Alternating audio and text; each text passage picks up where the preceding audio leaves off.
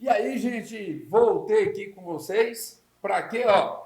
Para terminar essa parte da história aqui antiga quando falar da Grécia. Volta aqui, ó. Ó, só para continuar, já na antiguidade todos os cidadãos se reuniam em assembleias. Volta. O que acontece hoje?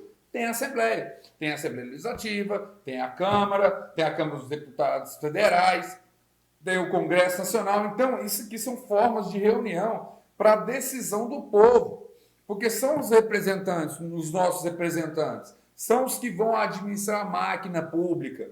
Então, a máquina pública, ela não é diferente do povo, ela trabalha para o povo. Muita gente, eu acho que não entende isso. Acha que o poder público é uma coisa, o povo é outra. Não, o poder público trabalha para o povo, não é uma coisa diferente. Então é estranho quando eu vejo um funcionário público tratar mal alguém. Eu falei assim, cara, você trabalha para mim, você tá maluco? Então o serviço público ele é feito para o povo. Volta. Então, ó, assembleias deliberavam sobre temas referentes a todo o grupo. Então, ó, isso vai acontecer aqui no Brasil também, ó, no nosso Congresso Nacional, tá vendo? Na Câmara dos Deputados, com os vereadores. Então, ó, os deputados estaduais, também os vereadores, cada um na sua casinha. Cada um na sua casinha, tá vendo? Ó, cada um tem a sua casa legislativa, que nós, naquela época, a gente já chamava de assembleias. Ok? Então, ó, a democracia foi idealizada e vivida na Grécia, embora não englobasse a sociedade como um todo. Volto. Não englobava a sociedade como um povo, como eu te falei. Dentro da Grécia, dentro da Grécia, a Grécia antiga, nós tínhamos as pessoas, os gregos, na verdade, esses eram os cidadãos. Só que lá não votava quem? Mulher não votava, escravo não votava e também estrangeiro não votava. Então, essas pessoas não votavam, apesar de morarem aqui. Eles moravam dentro da Grécia, mas eles não eram os cidadãos. Então, essa democracia idealizada e vivida mesmo dentro da Grécia. Ok?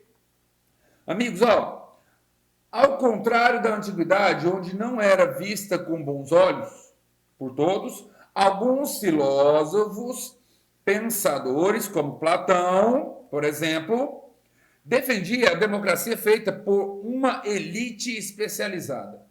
Para a vida política, segundo ele, o povo não tinha instruções, portanto, não poderia fazer uma política eficaz. Volta.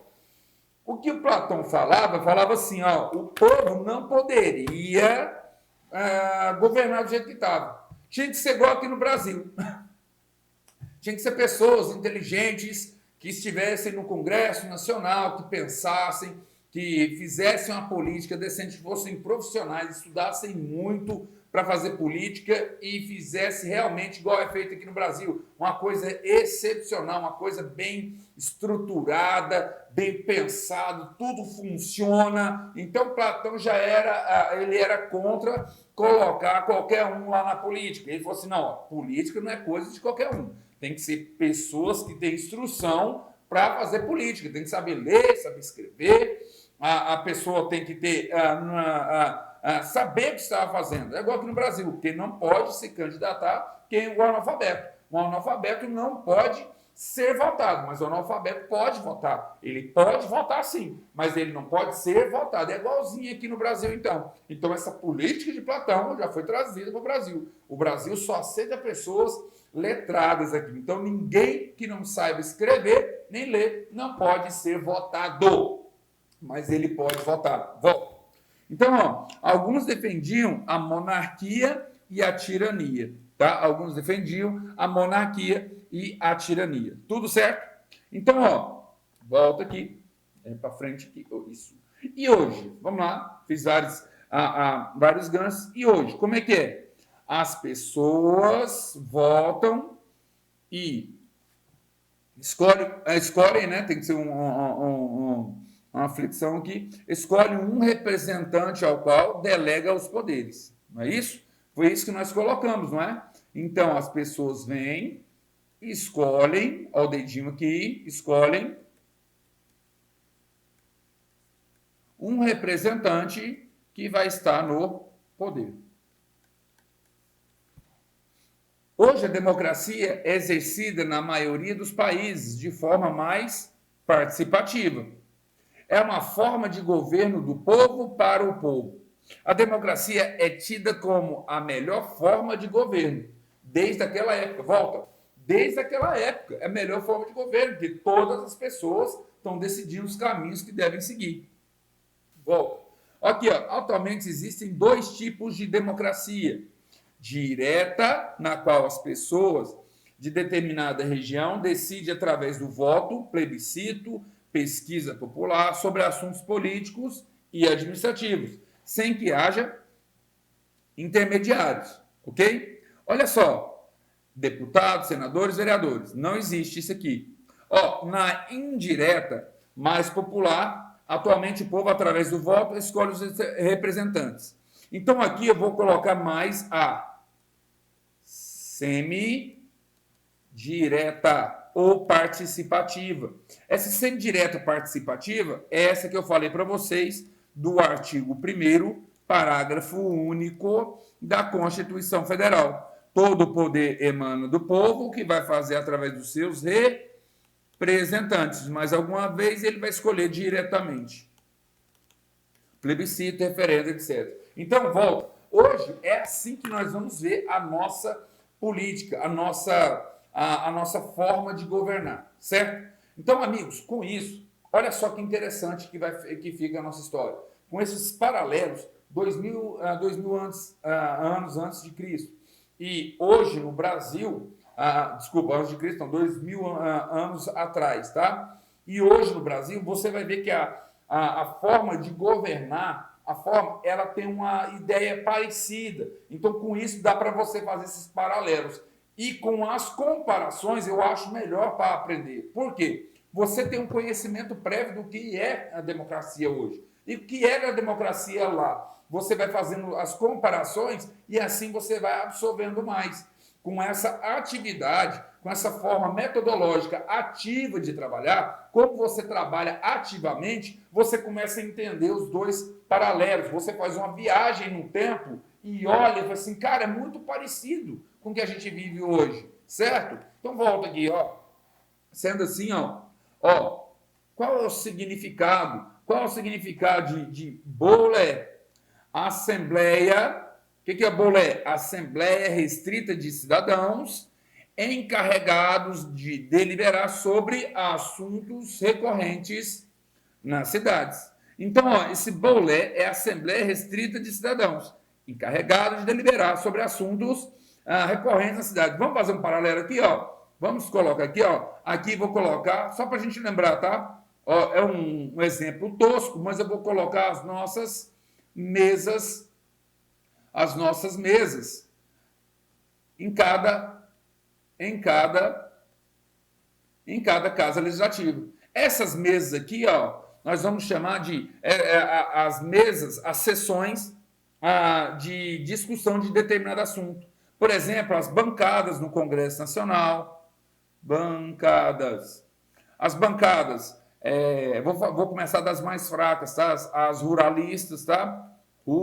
Ruralistas, tá? As bancadas dos empresários, tá? Então, aqui, ó, nós vamos ter as bancadas, elas vão decidir em relação a assuntos recorrentes na cidade. Venda, compra, leis do direito empresarial, as leis do campo. Então, aqui eles vão deliberar determinados assuntos. Então, o bolé é essa assembleia restrita de cidadãos encarregados de deliberar sobre assuntos recorrentes na cidade. Volta. O que sempre está recorrendo na cidade? Ó, saneamento básico, saúde, educação. Então, essa bolé, ela vivia, ela nascia, ela existia para isso. Ó, esses assuntos recorrentes aqui, nós vamos fazer as nossas mesas aqui para isso. Então, essa mesa vai falar só sobre educação, essa aqui saneamento básico, essa aqui de segurança. Então, são essas assembleias, ok? Volta. Então, ó, o que era a cidade-estado? O que era a cidade-estado? Então, a cidade-estado, na antiguidade clássica, estado onde a soberania era exercida pelos cidadãos livres de uma cidade independente, estendendo-se aos territórios sob o seu controle direto. Então, vamos fazer um paralelo aqui com o Brasil, ó. O que é a cidade-estado? Vamos colocar aqui? Vamos. Assim, ó. Aqui, ó. O Brasil é fazer um paralelo com a cidade-estado. Cidade-estado. Percebam que é a soberania exercida pelos cidadãos livres de uma cidade independente. O Brasil não é independente? Então, os cidadãos que moram aqui dentro desse território, então esses cidadãos, eles fazem o quê? Eles fazem a soberania, eles exercem a soberania do Estado. Aqui dentro, quem manda somos nós, os brasileiros.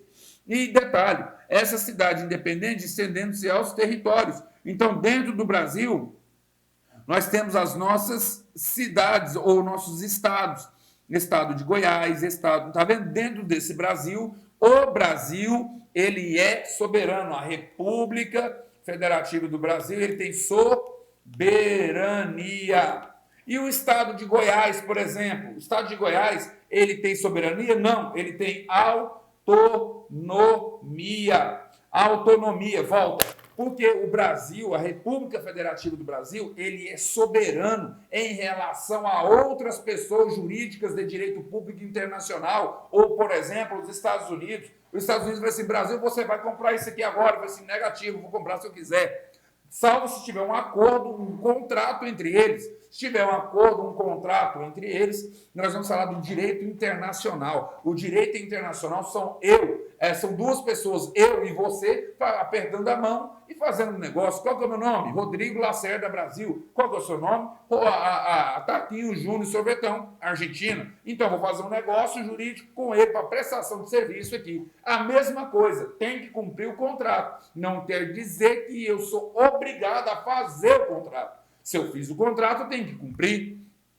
Se eu fiz um acordo com o Taquinho, eu tenho que cumprir. Se o Brasil fez um acordo com a Argentina, eu tenho que cumprir. Agora, eu me submeter à vontade de outra pessoa, jurídica de direito público, de outro país, não, porque eu tenho soberania. Olha só, agora, o estado de Goiás, ele é soberano? Não, ele tem autonomia. Por que ele tem autonomia? Porque ele está dentro do território da República Federativa do Brasil e ele se submete às leis, à lei maior do Brasil, que é a Constituição Federal. Então, o Estado de Goiás, ele tem autonomia porque o teto que ele pode atingir se chama Constituição Federal. Então, aqui o pressuposto de validade de todo o ordenamento jurídico dentro do território nacional é a Constituição Federal. Então, por isso que o Estado de Goiás, ele não tem soberania, ele tem autonomia. Sabe por quê? Porque nós estamos dentro de uma federação.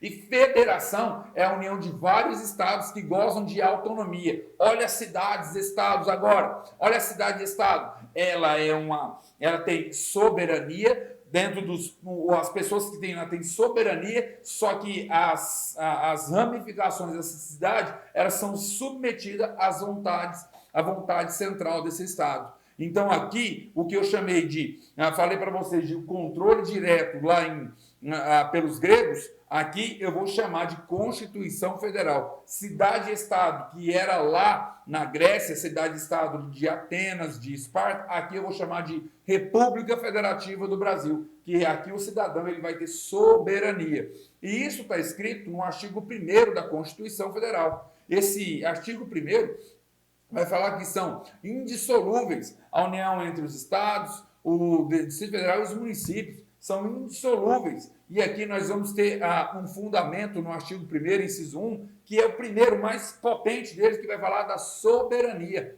A soberania. O Brasil é soberano. O Brasil é soberano nas suas vontades. Isso quer dizer que o estado de Goiás só tem autonomia. E era o que acontecia aqui. Volta. Então, esse controle, estendendo esse controle, estende aos territórios sob seu controle. Quer dizer que, sob o seu controle, tem autonomia. E a República Federativa do Brasil, ou as cidades, Estado, Atenas, etc., elas têm a sua soberania. Ok? Fechado? Assim, amigos, democracia, sentido de democracia. Em sentido geral, democracia designa um modo de vida numa sociedade em que se acredita que cada indivíduo tem direito de participar. Volta. Então, essa aqui é uma ideia muito interessante, porque, de um lado, nós vamos começar aquela ideia de pensar, peraí, cada indivíduo tem direito de autonomia, não é parecido com direitos humanos, não, mas muita gente acha que direitos humanos apareceu aqui no Brasil depois da Segunda Guerra Mundial, depois de 1945. Então, esses direitos humanos aqui, na verdade, eu enxergo que começaram lá atrás, lá em Atenas, lá na Grécia Antiga e tal, porque aqui você está dando direitos de participação das pessoas. Então, liberdade de valores de cada uma, e a sociedade ela tinha a sua moral já feita, e com essa moral tem que se alinhar através das suas normas. Então, cada pessoa tinha a sua liberdade, mas ela era feita por uma moral coletiva que depois era transformada para eu ter um mínimo de moral chamado norma, que era a lei. E é assim, que eu vou falar para vocês, que nós temos um pensamento de um cara chamado Immanuel Kant. Immanuel Kant fala, o ser é um ser, um homem é um ser em si mesmo. Um homem é um ser em si mesmo. Depois nós vamos ter um pensamento de direitos humanos de primeira, segunda e terceira geração. Só que tem um outro escritor chamado Levinas, que ele fala, não, peraí, o homem não pode só pensar nele. E o direito do outro? O Levinas fala do direito do outro, e não somente do ser humano. Então aqui nós vamos ter dessa história toda, desde da Grécia Antiga até hoje, nós vamos ter vários pensadores que vão colocar qual que é o direito do homem, qual que é o direito do outro, qual que é o direito da coisa, qual que é o direito dos animais. Quando vou falar do direito dos animais, nós vamos ter os direitos humanos de terceira geração de dimensão. São os direitos difusos e transindividuais, porque eu preciso do animal como meio para garantir a vida do homem. Percebam como nasceu isso, do direito de igualdade, lá de 2000 anos atrás, que nós estamos falando da Grécia Antiga aqui. Então, olha só que interessante quando você faz esse paralelo, todo esse paralelo. Volta aqui. Num sentido mais limitado, democracia é a oportunidade dos membros da sociedade de participarem livremente das decisões em qualquer campo. Volta. Olha só, em qualquer campo, individual ou coletivo. Na minha rua está sem asfalto, mas está sem asfalto no setor inteiro.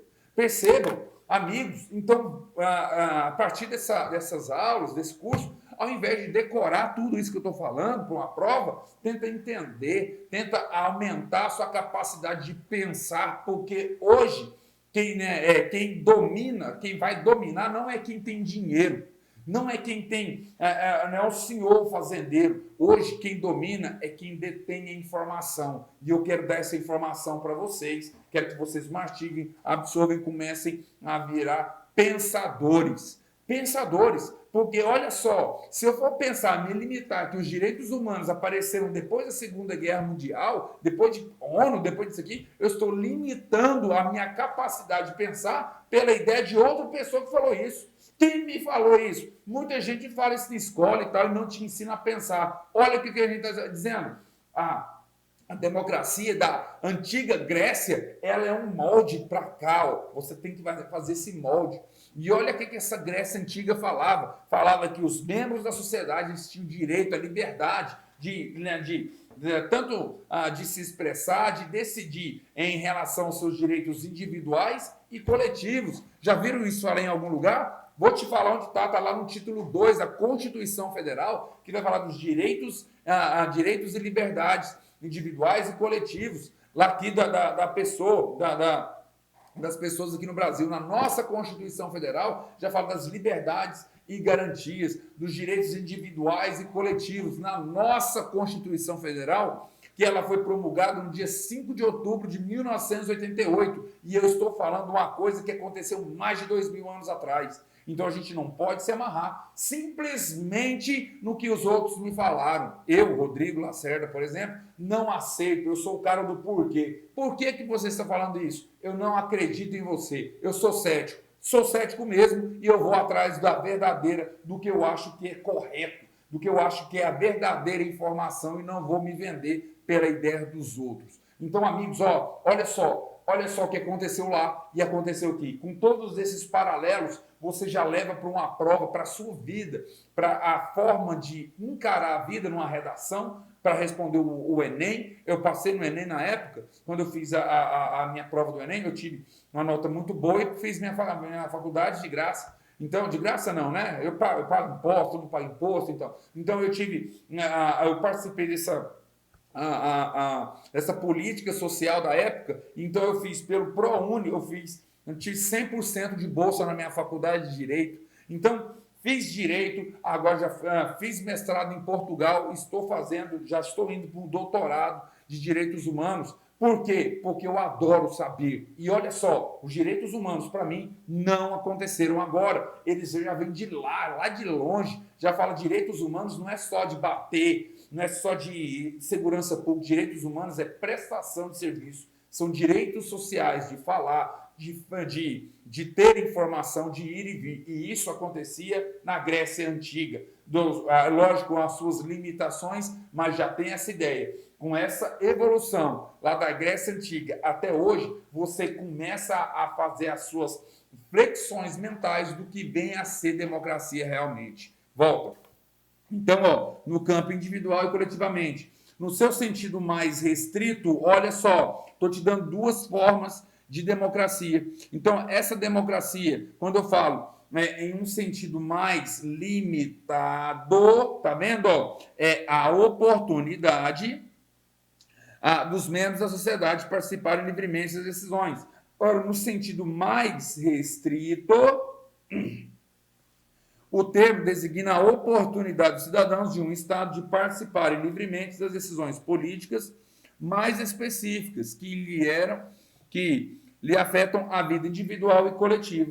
Olha só, é a definição de democracia no sentido mais restrito, ou seja, essa do cidadão de um Estado participar livremente das decisões políticas, essa aqui se aplicava à democracia ateniense. Essa daqui é a democracia ateniense. Então, o direito do cidadão participar livremente das decisões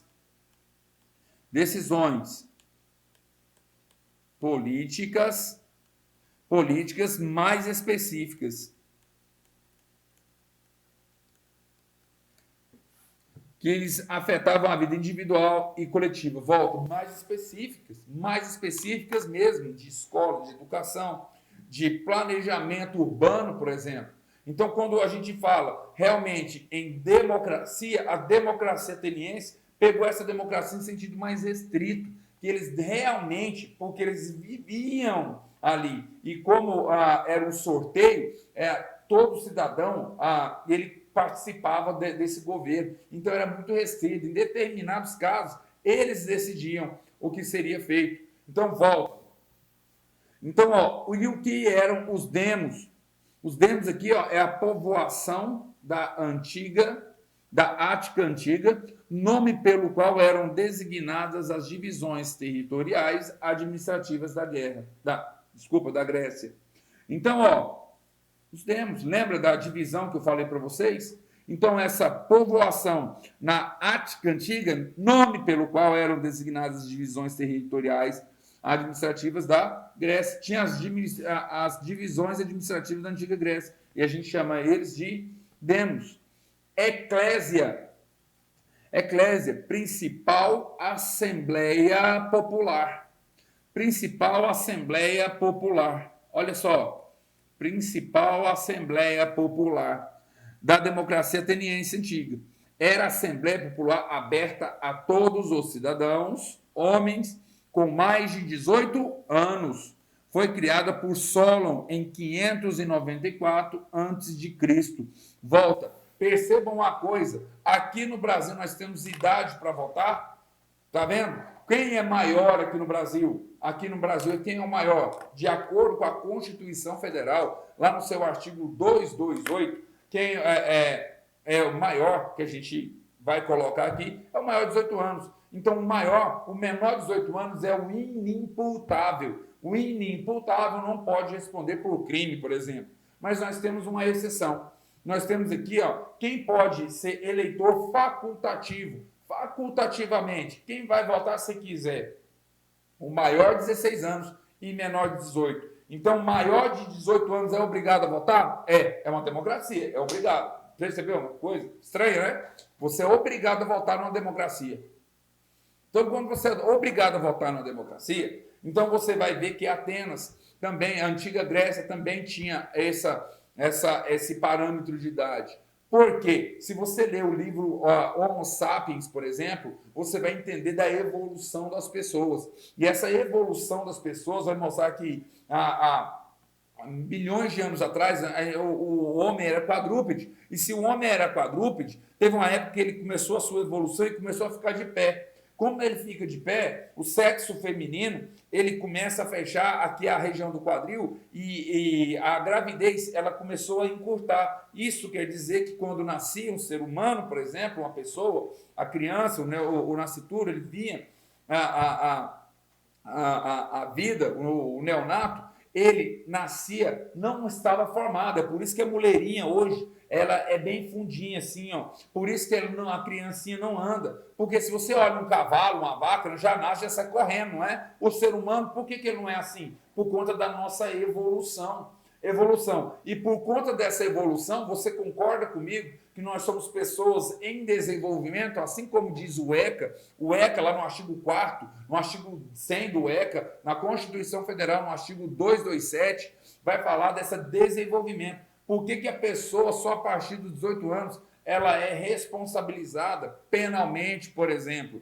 Então, aqui, ela vai atingir a sua maioridade, de acordo com o nosso Código Civil também, a partir dos 18 anos. E olha só o que falava a Grécia Antiga. A partir dos 18 anos é cidadão, porque nós estamos uma evolução. Nós somos pessoas em desenvolvimento. Então, a partir do desenvolvimento, a gente tem que olhar numa perspectiva biopsicológica. Biopsicológica, porque é crescimento biológico com amadurecimento da psicologia, do psicológico de cada pessoa. E sendo assim, não dá para eu falar que uma pessoa muito jovem tem condições de decidir o caminho. Mas eu posso colocar isso facultativamente.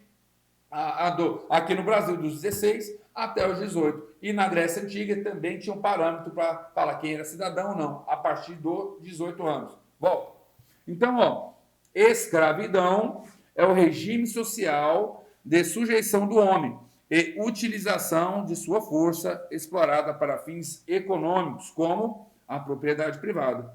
Então, a polis era a cidade, o tirano, na Grécia Antiga, é um indivíduo que usurpava o poder. Volta. Lembra que eu falei para vocês? É aquele cara que dá o golpe de Estado. É aquele cara que toma o poder. Está todo mundo batendo boca, ele vai lá e pegar o poder para ele e impunha a sua vontade. Naquela época a gente chama de tirano.